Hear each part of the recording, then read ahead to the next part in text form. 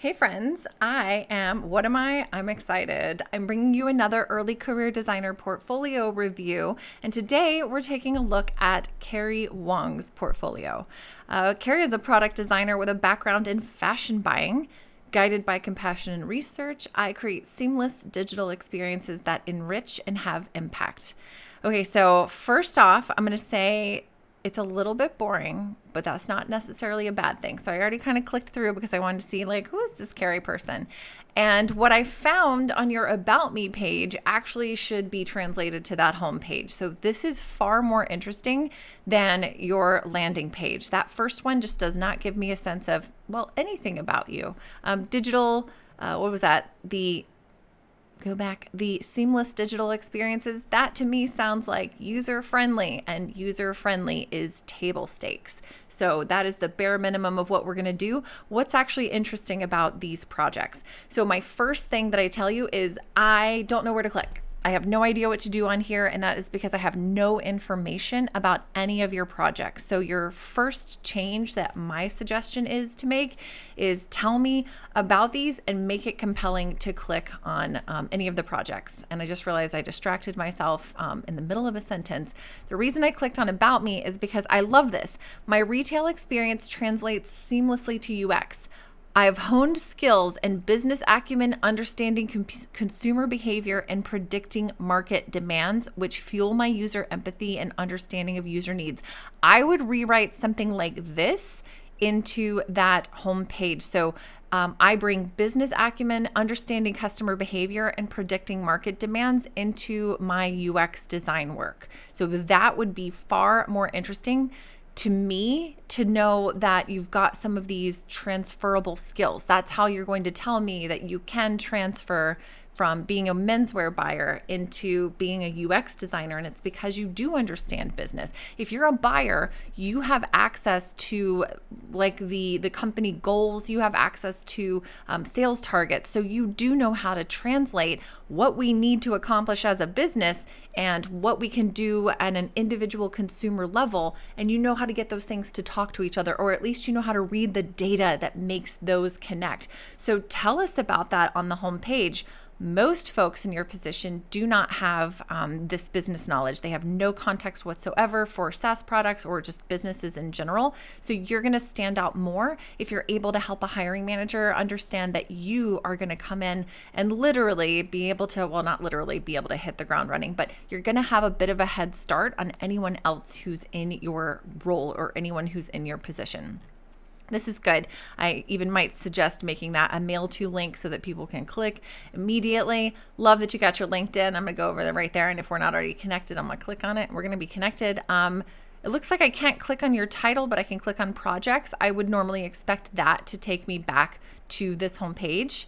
Okay, so even if I hover over these projects, I don't know what they're about. So I'm going to have to look in and squint and understand what do I think this is. So I'm guessing this is probably an individual project, many hands. Maybe this is volunteer request. They're looking for people to come help. This is a walking tour, and this might in fact be an e-commerce website or something. So I'm going to click on this, but I want to see what's the name of the project. What type of project is this? So you've put yourself as a UX designer, as a product designer. I want to know what these are about so that I know whether or not you're going to fit on my team appropriately. If I'm a hiring manager looking for an early career designer, now sometimes I'm going to be at a more corporate level and I'm going to have other team members that you need to work well with, not just in terms of personality. That's what we find out during the interviews, but primarily for the actual skills. So you might never have seen an attribute web chart. Sometimes some organizations use it to kind of get a high level view, just like a top down view of who can do what tasks in this group. And you being able to say, hey, I can do UX design, I do market research, I do this, this, and this, that's going to be really helpful. And especially since you have background in a business world, I would bring in some of the things that you are able to align skill-wise that aren't necessarily UX skills, but demonstrate the value that you bring above and beyond just being a UX or a product designer. So give me some context. And what I've been telling people is like, make those headlines compelling. Don't just be like, UX project for blah, blah, blah. That's very boring, and nobody knows exactly what that means, nor do they know what they're going to see, nor is it very compelling to click into. You're just like, great, UX project. But I'm going to give you an example of one of my favorite ones recently, which was designing or re-engaging the community after financial, now I can't remember. I don't want to take you to another person's case study, but it was so compelling after like financial misappropriation or something like that. So like they had to design a website to re-engage a community after their previous community leader had abused their funds. Like that made me, as a very salacious, nosy person, I'm like, ooh, let me click in on that. But it also is a demonstration of like how to bring someone into and get excited about your case study. So like make it easy for me to jump in and go, ooh, this is going to be fun. Okay, so a website redesign and mobile responsive solution. What is the goal we're trying to solve for here? It's not that we need a mobile responsive solution. It's probably because, hey, people were not able to use this company's website effectively on their phone, which has like 70% of traffic these days, right? So what you're actually, here we go, redesign of a local independent queer candle business to increase conversion rates and showcase the brand. I think that you've probably got more in there that you've impacted, but it's hard to know what to say on your case study. So it's a project you completed during your studies with Design Lab. The brief was to redesign a local business's website as well as provide a mobile responsive solution. Okay, so the goal for the mobile responsive solution was because the project told you it should. So I'm going to look for SIBS. This is in Auckland, New Zealand. SIBS. Learn how to spell SIBS candles. Let's see if I can find them. All right, SIBS New Zealand. Whoa, super big. I love it. Okay, that's crazy. Interesting. Okay, so they look like they've already done a redesign in a different way. Oh God, I really hope that was the redesign. Okay, that is an interesting. Oh, hey, connect. We're going to send without a note because I'm a dick. Okay. SIBS candles, view prototype. Let me check this out. I love that you've got the view prototype at the top of the page. SIBS candles are now, I hovered over it and I made the Figma prototype. 35 for 2 or $60. X, the holiday scent. Intoxicating pine and the right amount of spicy. Okay, I love this. Locally made, witch approved soy candles. This is fun. This is so cute. I think this is great. All right, so I see the prototype. I wonder, I should be able to click on things. All right, this is cool. I really like some of the photography that you've chosen. This is really lovely. You've got filters here. I probably would focus on like alignment or something, making it expected, but I'm not nitpicking any UI decisions here. What we're looking at is case study. So these are the things that I typically tell people, put those at the bottom of the case study. Sure, they're there if people want to know, but this is not the primary information I came to your case study to know about. I don't care about what tools you used. You could have used sticks and string and twigs, and it's not my problem. That is fantastic. Throw it at the bottom. I also don't care how long it took you. That is a question that a hiring manager might have during an interview, but really and truly, we also know that like things happen. This doesn't tell me like, was this 40 hours a week? Was this 5 hours a week? Was this 80 hours a week? Give me a little bit of context so that I understand like, is this meaningful? But usually it's not meaningful. So put it at the bottom. I appreciate that you've got the problem and solution broken up here, but I would probably not do a 2-column view because it's just a little bit of overwhelming information. So the current e-commerce website has not achieved the expected level of success when compared to the sales generated during in-person market days. To address this challenge and elevate their online presence, it was important to gain a comprehensive understanding of what their customers truly value when shopping for candles. Oh, that is so interesting. To start the project, I created the following statement: learning what customers value when shopping for candles so that we can understand what will lead to higher purchases. This informed who the users were and where to begin my research. Would we say that is a problem statement? I'm not certain that this follows like the same problem statement format that we're taught, and that's fine. So the statement is learning what customers value when shopping for candles so that we can understand what will lead to higher purchases. I feel like maybe we didn't dig deep enough to understand exactly who those customers were. And maybe if there was a difference between people who shop for candles online and people who shop for them in person. So let me keep reading. Maybe this will become more apparent. To address the challenge of lackluster online sales and leverage the scented nature of the products, my UX design solution focused on a comprehensive e-commerce website redesign that empowered customers to immerse themselves in captivating and interactive candle shopping experience. Okay. Dedicated pages for gifts and upcoming events, acknowledging the significance of these scenarios and driving in-person sales. Scent quiz for personalized engagement. I love that. That's very fun. That's kind of almost gamifying the process. Showcasing the social media profile. Love it. And then immersive imagery integration. The final product is a desktop and mobile responsive website with a focus on incorporating the SIB's social media content to showcase the brand better and create a more engaging experience. It feels like we're being really repetitive, and I think that you feel like you should, because these are the things that are given as examples in case studies. But really and truly, like, I want it to be tighter. Don't make me read extra words when you've already made me read those same words up here. So we weren't making the same amount of sales online as for in person, and we need to understand why. And then there were some ideas we wanted to bring in, some more engagement and make it fun. What's the reason to go to the website when you could go in person? Well, in person means I gotta figure out if I can make it that day. If it's raining that day, do I really want to go to the market kind of stuff? So the scent quiz and then the social media profile are probably the most important ones. Gift and upcoming events pages. I'm curious if that's actually going to be as helpful. All right, discovery, define, develop, test. This is where I am going to, Kerry, I'm so sorry that you're the person who is going to receive this, but I have been telling folks on a one-to-one basis lately that these are not good enough headers and we need to scratch them entirely. Not only does no one care about your design process right here, it's just a visual that you add. Clearly, you've got the big header here and the lower header here, and this is just like, I don't know, I'm supposed to, right? Don't worry about that. Don't follow a process on here that is like rigidly adhering to the steps that you're supposed to. What your portfolio case study is meant to do is be a marketing piece. It's a calling card for someone to go, oh, Kerry is awesome, and I'd like to find out more. So by adding the kitchen sink and everything else into these really long case studies, oh, here we go.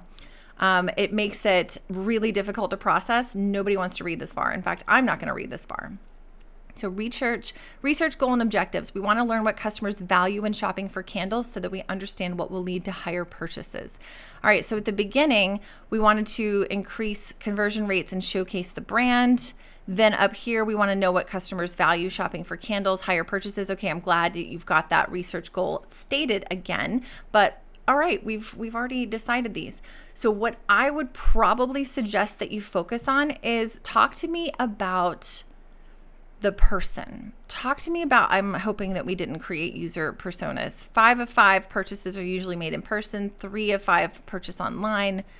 See, now that is amazing. I walked into her bathroom and the scent punched me in the face. I was so taken aback. I immediately needed to purchase this candle. It was the best thing I smelled unlit in my life. I wouldn't have used that. I would have zhuzhed that up a little bit. And also you've got the world's tiniest. Hey, let me just give you a shot, just an example of accessibility. That does not seem to have any buttons for me to navigate backward and forward. So let me show you what you're actually forcing me to do. Inspect.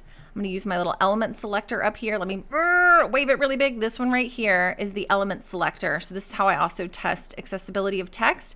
But you've actually given me a touch point that is 8 pixels by 8 pixels. And that is the only way that I can navigate between these quotes. No one's ever going to find that. And you're also expecting me to have incredible precision. And we cannot assume that our hiring managers have no disabilities and can have perfect motor control. That's not the case because 20% of the world has disabilities. So this is tough. I would rather see something very interesting about The people. All right, cool. So talk to me. These are really small current brands.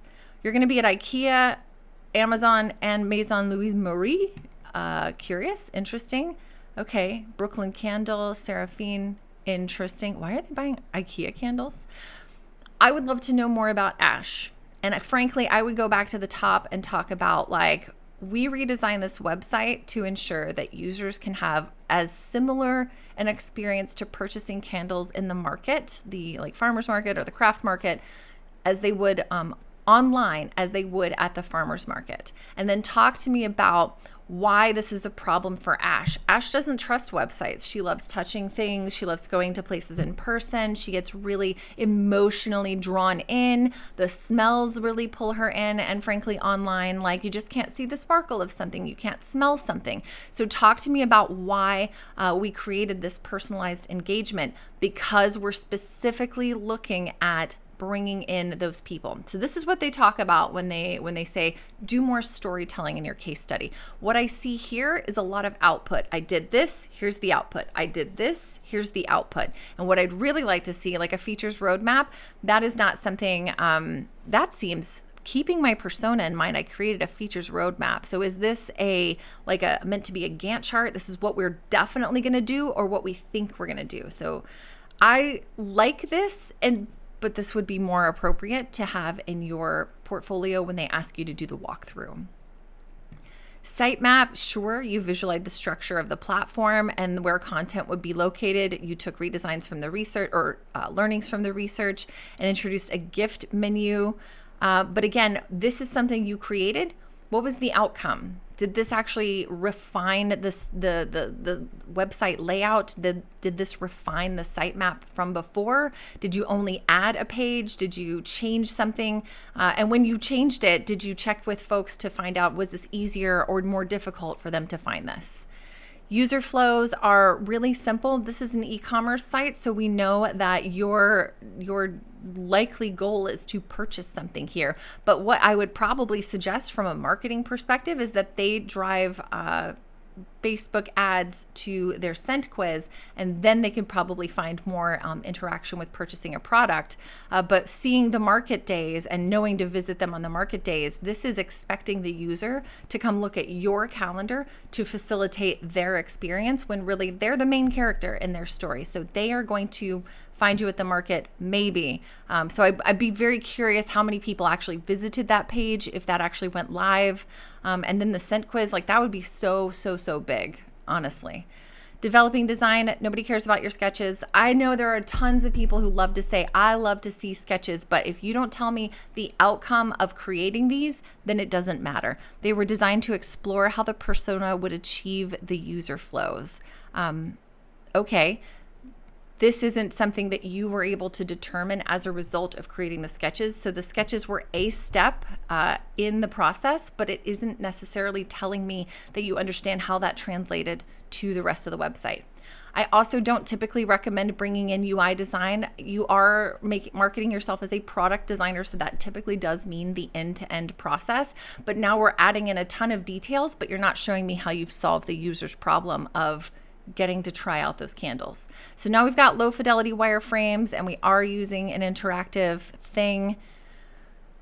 Using Figma, I took all the learnings from the research gathered, translated my first ideas. Okay, cool. So you used the sketches and translated your first ideas into low fidelity wireframes and then iterate. Again, it helped you quickly explore and iterate on concepts visually. When did you take these to see a user? When did you test these with people? Did you take these to the stakeholder and get feedback? Ensuring functional and intuitive screens are designed before consideration of the visual aesthetics. Well, you actually just talked me through your UI component library already. So it almost feels like we have this backwards. I want to see something that is progressive. Otherwise, this is just barfing out outputs onto a screen. Oh, cool. You can scroll through all of those. That's cool. Now I'm curious about what this page is built on. Is this our athletics? Out athletics. Concept desktop. Interesting.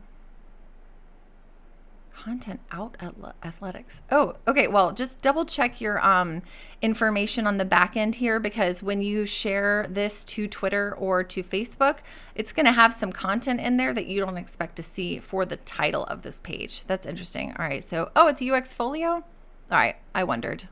I thought so when I saw that. Okay, cool. Hey, don't zoom all the way up here. Let me get back to, all right, high fidelity wireframes desktop. This is what I would prefer to see rather than any of the other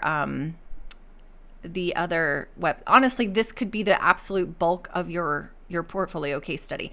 Remember that your case study is just your calling card. So you want them to go, oh, I understand how Kerry thinks. I understand what decisions Kerry makes. I understand how they communicate with a stakeholder. I understand that they get the user a little bit before they start making decisions. This is how you demonstrate that, not just some, very nice looking high fidelity mock-ups, but also this makes the website really hard to navigate, because if I scroll on here, I can't see anything else.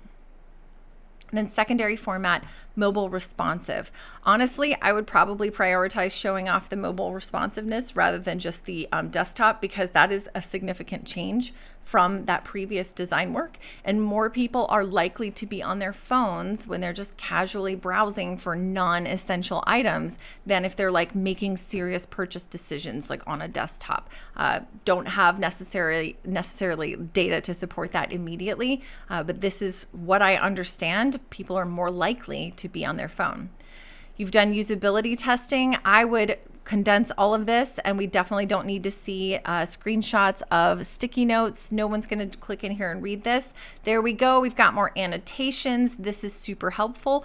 I would rather see how you made the process, and the rest of this is the slide deck that you walk through when you're talking a potential employer through the process of how you do things. So I love that you've got what challenged me and what I've learned. Feel free to contact me. Okay, good. You've got, oh, I just opened my mailing client, which I don't use, don't save. But that is, there we go. I love this. However, you've also broken an accessibility guideline or a criteria, because this is not, this text of contact me, the interactive point is not distinguishable from the rest of the content. So anyone who is just looking through this, they'll be like, feel free to contact me. Okay. And then they close the page. So make it super easy. I'd make that a button or something very, very easy so that people know that these are interactive links. Those are, I think, minimum accessibility, distinguishing links. Doesn't matter. Thanks for giving me the opportunity to look through your portfolio. I think you could really tighten this up, reduce the amount of content, and give people something short to look at and give them just enough information to go, hey, I'd really like to talk to Kerry. They make really good decisions. So show me the outcomes of the decisions that you've made, not just the outputs of the work that you've created.